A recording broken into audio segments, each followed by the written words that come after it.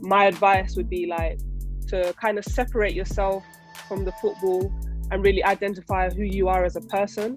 If you didn't have football, what would you have? What type of person would you be? And once you find that, it makes playing the football and dealing with your injuries so much easier, because you're able to go about your life, because you do have a life away from the game, you know, and be able to get the maximum out of it. Football is only a small bit of your life, and acknowledging that will definitely like help you through the process of long-term injury.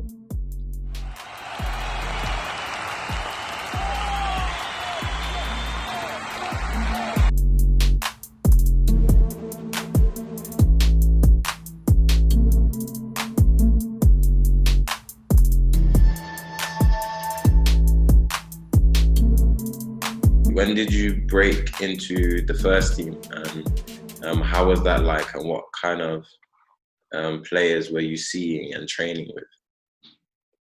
So I can't remember my age exactly, but I think I was around 17.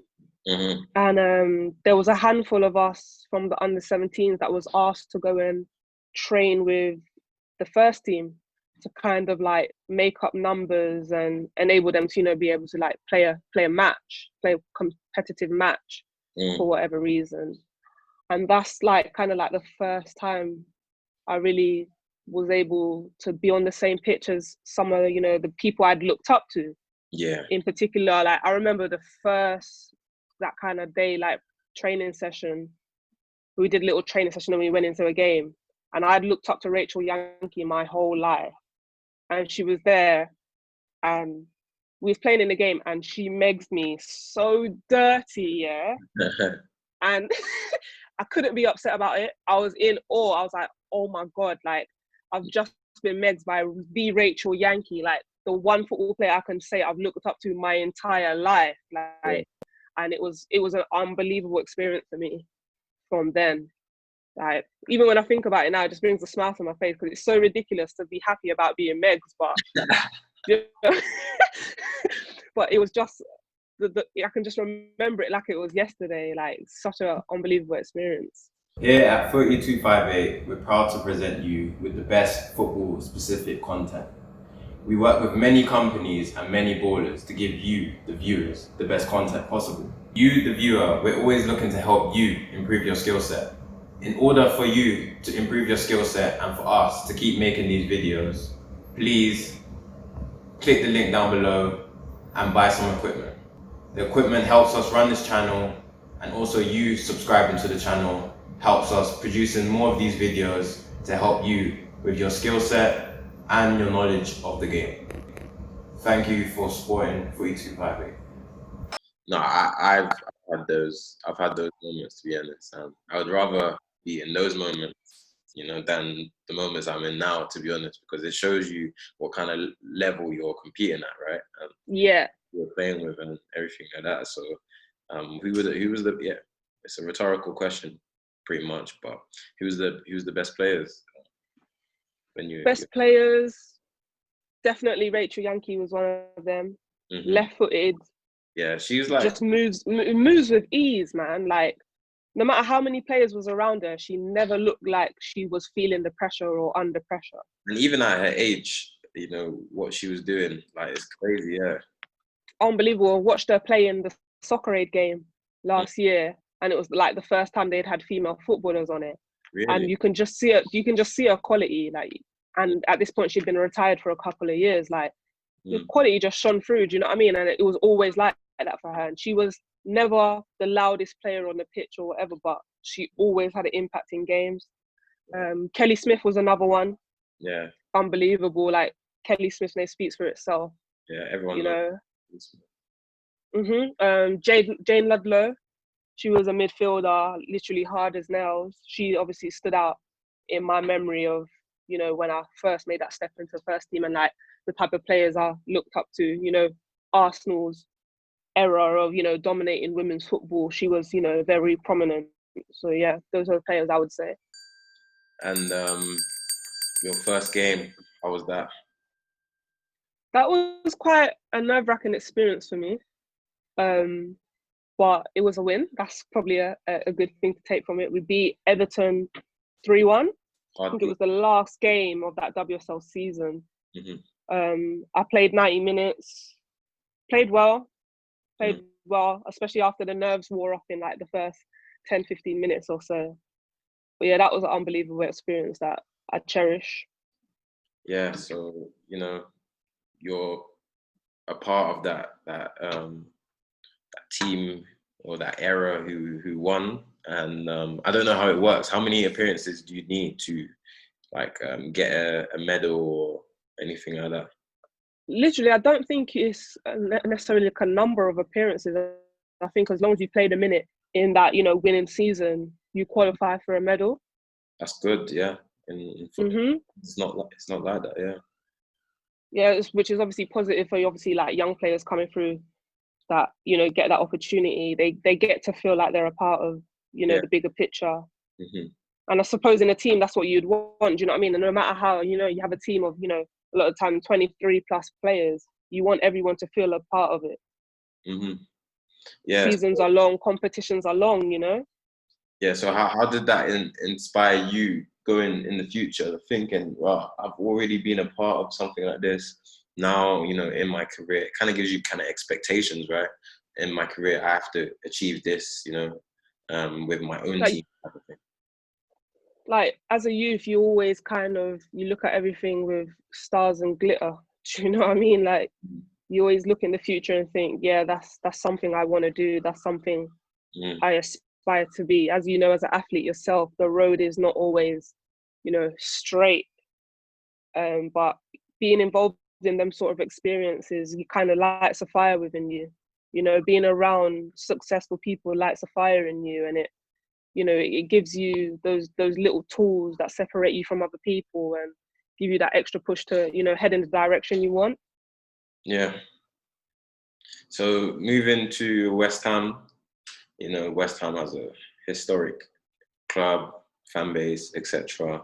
And I see, you know, how they're supporting the women's game even more now, especially with like, I know I used to play on that pitch, that the Rush Green where you guys play. Rush Green. Yeah, where you guys play. Used to play my games there. So how was that? You know, moving to West Ham, and you know, what did you expect from that situation? That whole situation was like very, very odd time for me, a very stressful time for me. So at that point, I'd had 2 surgeries on my knee. I wasn't really necessarily looking or expecting to play at the top level just yet. When I first went there, I literally asked the GM at the time, Karen Ray, if I could come down and train because I wanted to, you know, test my boundaries and, you know, kind of see where I was at in terms of like my recovery. I'd left Arsenal, so it was kind of just a time me finding my feet again. Yeah. I'm a strong individual, so I was able to do that, you know, quite easily, you know, within myself without many outside, you know, influences. Yeah. So I went there, I was training. You know, sometimes you just need to fall in love with football again, enjoy it. So that was like my main focus. And then I've got the opportunity to sign there. And obviously, after being with the coaching staff and the girls, it made a decision really easy. Do you know what I mean? Like, I was training every day in a like positive environment and starting to feel good within myself again. So it was a very, very easy decision for me to sign there at the time. And obviously my goal after I did sign was to, you know, be back healthy, fit again, make it through a season, fit and healthy. Do you know what I mean? Because when you've been through something as challenging as a long-term injury, it does open your eyes to a lot of things and helps you realize like what's important. I always say it, like health is wealth. Yes. Like that you're not happy if you're not healthy. So, you know, like that was probably the biggest thing for me. Yeah. You know, obviously combating that injury and going through all that process is I've never been through that, you know. I've had injuries obviously, but not surgery. what would you give to people coming through that, and what type of things would you tell them, advice and things like that? Trust yourself and believe in yourself. I came out of a situation where I was being told by coaches and medical staff that I should hang up my boots, and believe it or not, seriously, football's not necessarily for me. I should think of my future and think of my life that I'm going to have with my kids. I'm not going to be able to look after them and all those sorts of things. I'm kind of looking around the room like, at this point, I'm like 19. Mm-hmm. So if I had listened to them, who knows what I'd be off doing at the moment. But I never felt within myself that I was done. Yeah. You know, so my advice to anyone going through long-term injury, it would be to literally listen to themselves, acknowledge what they're feeling at the time, and basically like move forward with there. Sometimes you need to, it's very hard for like athletes, footballers, to not be involved in the day-to-day of being a footballer. You know, like a lot of people who retire from football, the bit they suffer with, the bit they find the hardest is, you know, being away from the social of football. From the interaction, yeah. Exactly. So, and obviously when you're injured for a long time, that is basically how it feels. You're separated from everyone. You're in an environment where you can't do what you want to do every day, but yet still you're seeing it every day, which can obviously be very challenging. So my advice would be like to kind of separate yourself from the football and really identify who you are as a person. If you didn't have football, what would you have? What type of person would you be? So true. And once you find that, it makes playing the football and dealing with your injuries so much easier, because you're able to go about your life, because you do have a life away from the game, you know, and be able to get the maximum out of it. Football is only a small bit of your life, and acknowledging that will definitely like help you through the process of long-term injury. 100%, 100%, I agree, 100%. Especially during quarantine, it's obviously probably going to be finished, or it is finished now, if you want to call it. But like, that was your time to do what Exactly. to do. That was your time. Exactly. Yeah.